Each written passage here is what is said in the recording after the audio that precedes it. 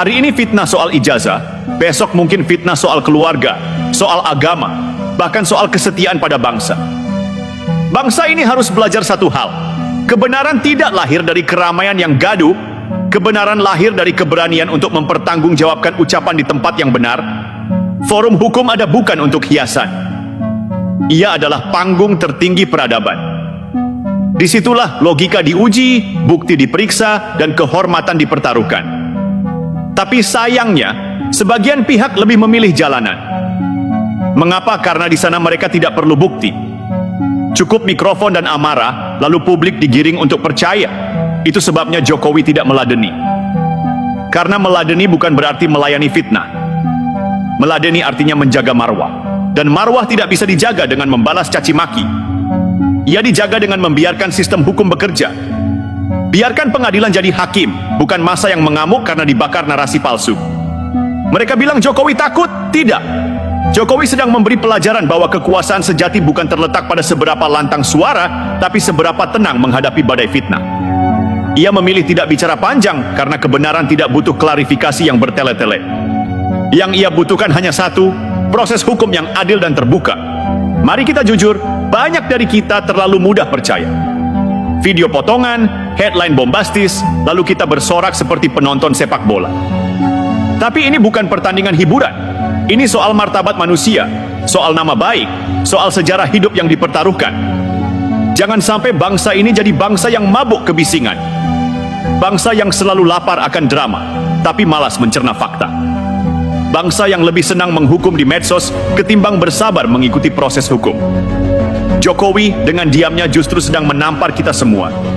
Menampar agar sadar bahwa kalau kita terus-terusan membiarkan fitnah jadi komoditas politik, maka ke depan kita bukan hanya kehilangan pemimpin yang baik.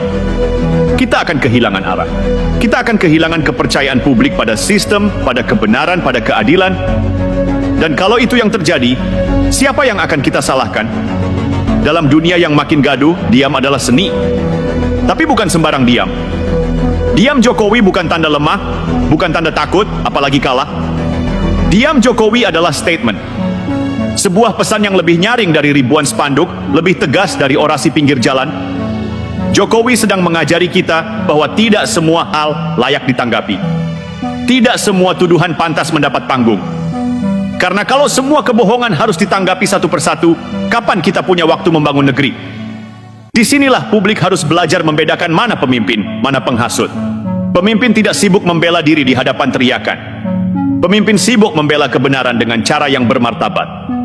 Dan Jokowi dengan seluruh rekam jejaknya memilih jalan sunyi itu. Ia tidak datang membawa emosi, ia datang membawa akal sehat. Pertanyaan penting, sampai kapan publik membiarkan orang seperti Rismon Sianipar menyeret ruang publik ke jurang yang lebih kotor? Apakah karena merasa punya hak menyuarakan kebenaran, lantas seseorang bebas melempar tuduhan sembarangan tanpa bukti? Kita ini negara hukum, bukan pasar malam. Kalau benar ada dugaan pelanggaran, ajukan ke pengadilan, bukan bikin panggung tontonan. Tapi kalau tujuannya memang cuma mencari sensasi, maka pantaslah jika Jokowi memilih berkata, tak ladeni. Tak ladeni bukan bentuk penghindaran. Itu bentuk pembatasan. Jokowi menggambar garis. Ini wilayah integritas. Dan kalian yang menyebar fitnah itu tidak berhak melangkah ke dalamnya. Karena kalau semua orang bisa bebas menyeret mantan presiden ke ranah gosip, maka harga diri jabatan publik akan jatuh murah seperti komoditas obral. Tugas kita sebagai rakyat bukan sekadar jadi penonton, tapi juga penjaga akal sehat. Jangan mau diseret dalam lingkaran kebencian yang dikonstruksi oleh mereka yang gagal berdialektika.